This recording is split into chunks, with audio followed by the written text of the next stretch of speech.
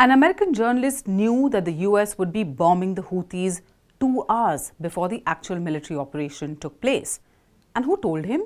Well, Trump's officials told him, and that too on a group chat. This isn't a piece of fiction. It's a blunder of extraordinary proportions. Details now show how some high-ranking Trump officials, including Pete Hegseth, Trump's Secretary of Defense, Mike Waltz, Trump's National Security Advisor, Vice President J.D. Vance, allegedly discussed military plans on a commercial messaging platform, inadvertently adding a journalist to the group chat.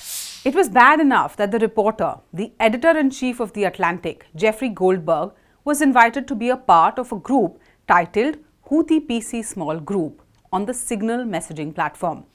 No one noticed that while they discussed plans on how to go after Yemen-based, Iran-backed Houthis, there was someone in the group chat who had no business being there.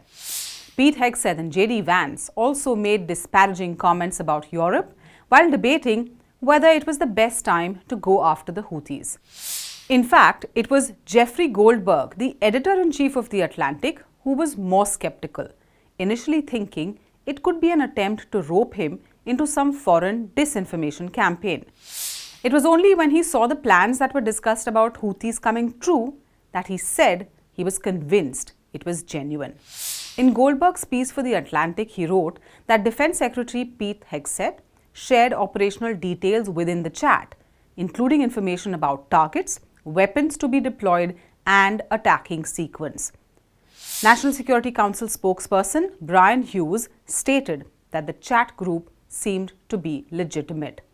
And his quote was, "This appears to be an authentic message chain, and we are reviewing how an inadvertent number was added to the chain."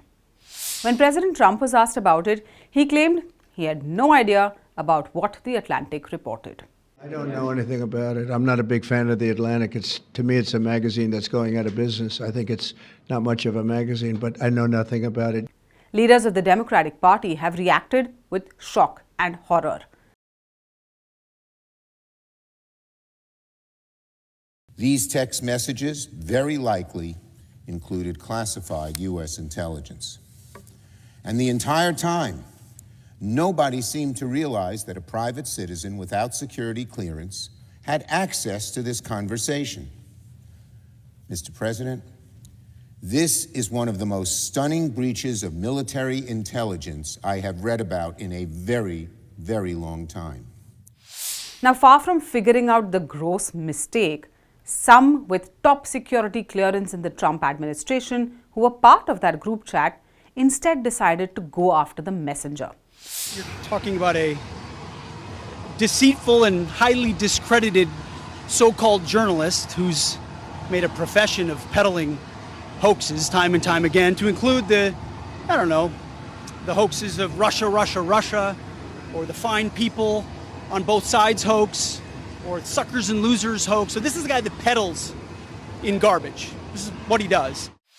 When Pete Hegseth was pushed further on why high-ranking officials were using an app that's not authorized for secure communications, this was his answer.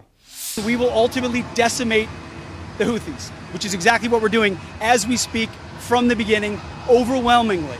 Why were those details shared on Signal, and how did you learn that a journalist was privy to the targets, the types of weapons used? I've heard I was characterized.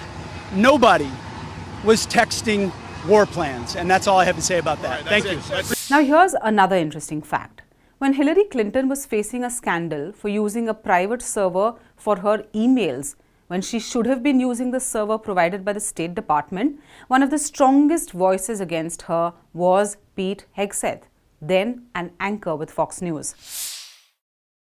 Hegseth had then said, "How damaging is it to your ability to recruit or build allies with others when they are worried that our leaders may be exposing them because of their gross negligence or their recklessness in handling information?" A faux pas of this kind would normally warrant a serious shake-up and investigation. But for now, there seems to be no indication the Trump administration is even thinking of one. For more such videos, subscribe to SNG News, hit the like button, and make sure you share our videos as well.